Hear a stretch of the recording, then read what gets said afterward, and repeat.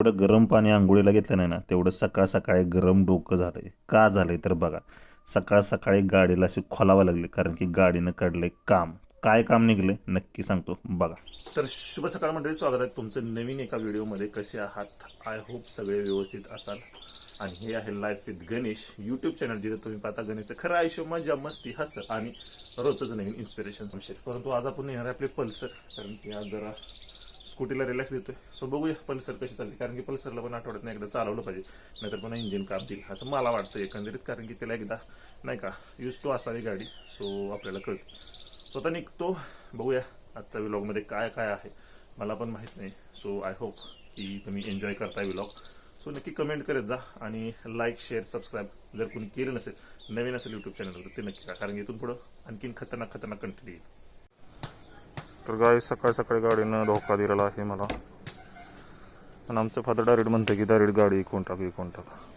तर गाडी ऐकायची नाही आपल्याला, लक्ष नाही माझे. काहीच काय विषय नाही, मी तयारी केलेली आहे आणि तुमचा भाऊ हुशार आहे, करून घेतलं आहे मी. आमच्या याला सकाळ सकाळी काम लावलं मी आणि गाडी मी चालू केली, विषय मिटला.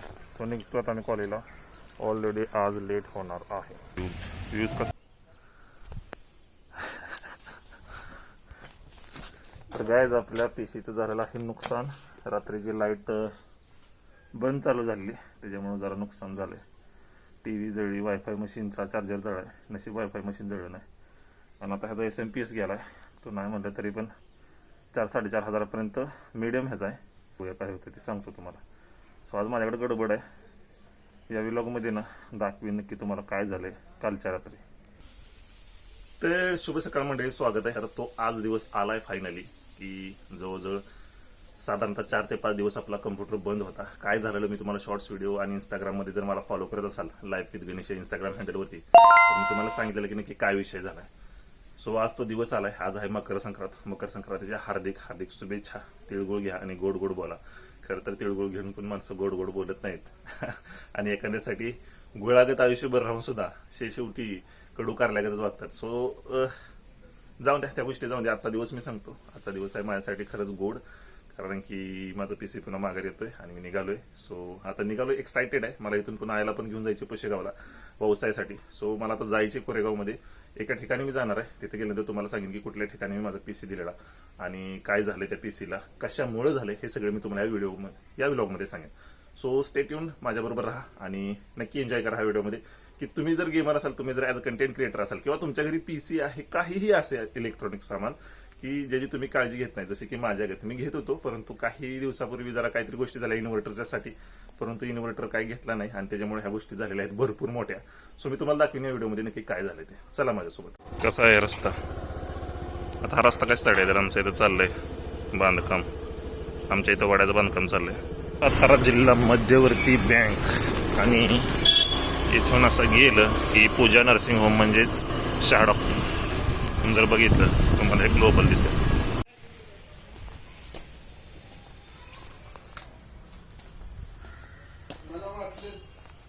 शुभ शुभ शुभ शुभ काहीतरी संकेत द्या मला. झालंय का? धन्यवाद धन्यवाद. एकदम छान चालू झाले. चष्मा लागला एकदाच बटन प्रेस.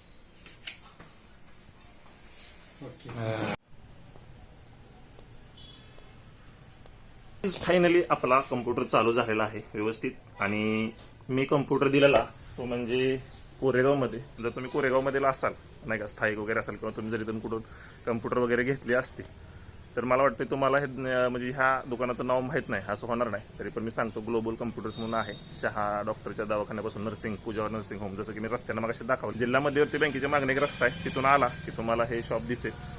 परंतु कसं आहे, इथं एक नाही का भरोसा खूप जास्त आहे माझा, कारण की मी इथं तिथं न नेता डायरेक्टली यांच्याकडे दिलेलं आणि खूप कमी किमतीमध्ये माझ्या सगळ्या गोष्टी झालेल्या आहेत. तुम्हाला अगदी माऊस पॅडपासून ते अगदी गेमिंग PC पर्यंत तुम्हाला सगळ्या गोष्टी इथं भेटून जातील. प्रिंटर वगैरे सगळं जे काय तुम्हाला हवं असेल ते सगळे इथं विश्वासानं भेटेल. मेन गोष्ट म्हणजे असं नाही की पैसे दिले आणि पुन्हा प्रोडक्टचं काय बघायचं नाही, असं नाही. तर व्यक्तिशः मला सर माहीत आहेत आणि मी तर खरंच रेकमेंड करेन, कारण की ज्यावेळेस माझा SMP गेला ज्यावेळेस पहिलं तर मला धाकधूक होती की नक्की काय झालं आणि काय नाही, परंतु इथं आल्यानंतर त्यांनी जरा मला भरोसा दिला की बघूया आपण काय होतंय नक्की. कोणत्याही व्यक्तीला गेल्या जर डायरेक्ट सांगितलं की असं काय गोष्ट झाली मोठी तर तो निम्मा अर्धा पहिला तर भेटतो, परंतु मला इथं आल्यानंतर सरांनी पहिल्यांदा सांगितलं की आपण बाबा चेक करूया. 3-4 दिवसात गेले आणि 3-4 दिवसाचा मला रिझल्ट असा भेटला की माझा PC वगैरे सगळं व्यवस्थित चालू झाला शकता तुम्ही इथं. आणि नक्की कशामुळे काय झालं हे तुम्हाला सर सांगतील. सर कशामुळे झालेलं हे नक्की? हे पॉवर फेल्युअरमुळे आहे. एमएससीबीचा पॉवर सप्लाय हाय व्होल्टेजमुळे किंवा शॉर्ट सर्किटमुळे एसएमपीएसचा पॉवर सप्लाय फेल झाला होता. तर तो एसएमपीएस गेमिंग एसएमपीएस कॉस्टली असतात, त्यामुळं पहिलं प्रेफरन्स असतो की ते रिपेअर केलंच बरं पडेल, कारण गेमिंग घालायचं नंतर सर 4,000 पासून पुढं असतं गेमिंग एसएमपीएस. तर तो आपण रिपेअरचा ट्राय केलाय आणि तो आता रिपेअर झालेला आहे आणि आता एकदम परफेक्ट वर्किंग आहे. कनेक्शन्स वगैरे सुद्धा सगळे प्रॉपर झाले, कूलिंग फॅन वगैरे सुद्धा सगळे ओके आहे. 8GB कॅबिन आहे. ओके. तर मला काय म्हणायचे की माझ्याकडून जी चुकी झालेली ती चुकी कशी होती की मी याच्यासाठी UPS नव्हता ठेवला, म्हणजे माझ्याकडे इन्व्हर्टर होता घरी, परंतु तुमचं रिकमेंडेशन काय असेल की कोणताही PC असो किंवा गेमिंग PC असो तुमच्यासाठी? सगळ्यात महत्वाचं आहे की पॉवर फिटिंग म्हणजे पॉवर सप्लाय प्रॉपर पाहिजे. अर्थिंग त्यासाठीचं सगळ्यात महत्वाचं आहे. तर हाय व्होल्टेजला प्रोटेक्शनसाठी अर्थिंग महत्वाचं आहे. आणि तिसरी गोष्ट इन्व्हर्टर किंवा UPS. इन्व्हर्टर UPS असल्यानंतर कसं तुमचं ऑटोमॅटिकली प्रोटेक्ट होतं आणि जरी लाईट गेली तरी 5-10 मिनिटं 15 मिनिटं जे काय बॅकअप असेल तेवढा वेळ कम्प्युटर चालू राहतो आणि पॉवर हाय व्होल्टेज किंवा फ्लक्च्युएशनच्या वेळेस आपलं कम्प्युटर प्रोटेक्ट राहतो, सेफ राहतो. बरोबर आहे. तर माझं म्हणणं काय आहे की जसं तुम्ही PC जसा 1.5-2 लाखाचा घेताय तसं एक इन्व्हर्टर किंवा तुम्हाला UPS वगैरे असणं गरजेचं आहे, नाहीतर तुम्हाला भविष्यात जाऊन एवढ्या मोठ्या गोष्टीला सामोरं जावं लागतं. आता माझं फक्त SMPSच्या रिपेअरिंगवरती भागलंय, कदाचित ह्याचा डॅमेज पुन्हा मदरबोर्ड GPU वरती तुमचा गेला असता आणि हे खूप महाग कॉस्टली मशीन आहे, सो तुम्हाला परवडण्यासारखं नाही आणि रिपेअर केला तरी पुन्हा ते बंद पडण्याच्या दिशेतच असतं, म्हणून तुम्हाला नवीनच सगळे पार्ट घ्यायला लागतील. सो माझं हायली रिकमेंडेशन आहे ग्लोबल कम्प्युटर कोरेगाव. तुम्ही नक्की या, खूप विश्वासाचं दुकान आहे. आता पुसून घेताना लय असं खरखर नाही घ्यायचं, कसं अलगद घ्यायचं, कारण की ह्याच्यामध्ये जर समजा चिपमध्ये एखादी जर घाण बसली ना तर लय अवघडतं, म्हणून ते ब्लोअरच्या साह्यानं जास्त करून घ्यायचं असते. सो मी आता बघतोय.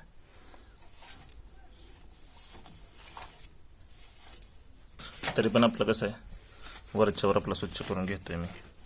PC ठेवला आता आणि बघूया संध्याकाळी आल्यानंतर जोडूया. आता निघालो मी गडबडीत. पदर कशाला? बघा आमच्या आईचं लोक गावानं आज कशी शिक्षक दिसते ना, शिक्षक दिसते ना. चला बसा. तर आज आम्ही निघालो पुशेगावसनं जाणार हे औंधाला व्यवसायासाठी. सो तयारी झाली आमच्या मॉमची, कारण की उशीर झाला, 3 वाजता ते निघणार आहेत औंधासाठी. सो मी आता निघतो, उशीर झाला, 1 वाजला इथंच नुसता भात खाल्ला निघालो. पुशेगावात गेल्यानंतर मामीचं आणि आईचं थोडंसं फोटोशूट केलं, नंतर थोडंसं रानात गेलो आणि पुन्हा मागा.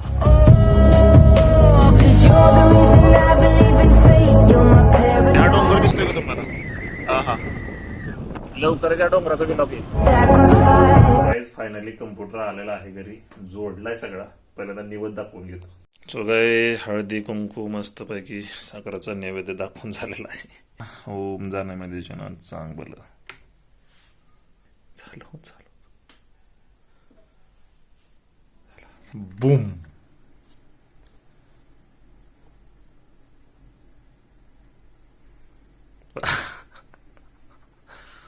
ओ माय गॉड, झाला चालू भाई. सो गाईज तुमचा भाऊ खुश झालाय, PC झालाय चालू, परंतु ह्यासाठी आहे ना विशेष म्हणजे मला एकतर UPS घ्यावा लागणार आहे. UPS नसेल तर कम से कम इन्व्हर्टरचा जुगाड करायला लागणार. मी नाही का व्लॉग मध्ये टाकतो म्हणतो जरा मला कन्सेशन द्या, मी तुमची रील तयार करतो. बघू आता कसं होतं. भावानं जुगाड करायला लागणार, माझ्याकडे 1 रुपया नाही. आता काय चाललंय माझं मला माहिती, मी कसं नाही काय हँडल करतोय. सो झाला PC भावानं चालू. कसं काय आहे, मी खूप आनंदी आहे. काय सांगू तुम्हाला, लय टेन्शन होतं की किती खर्च येतोय, परंतु माझी माणसं आहेत नाही का आजूबाजूला. सो प्रत्येक क्षेत्रामध्ये थोडी चांगली ओळखीची माणसं आहेत की त्यांना माहिती मी कसा आहे तो, जेन्युअनली त्यांनी मला ओळखतात. सो झाला चालू PC भावांनो. धन्यवाद, खूप सारं प्रेम, तुमच्या सगळ्यांच्या कमेंट्स, तुमच्या सगळ्यांचे आशीर्वाद, सदिच्छा ह्या जरी तुम्ही इथं नसला तरी तिथून तुम्ही रीलच्या खाली टाकल्या, शॉर्ट्स व्हिडिओच्या खाली टाकल्या, व्लॉगच्या खाली टाकल्या. सो धन्यवाद, खूप सारं प्रेम आणि PC झालाय चालू. तर धन्यवाद सगळ्यांचं भावांनो, खूप सारं प्रेम. एकटं नाही सोडलं मला. कारण की हा काळ माझ्यासाठी खूप कठीण होता. ज्यासाठी दिवस रात्र मेहनत केली ती गोष्ट माझ्या हातातून गेलेली.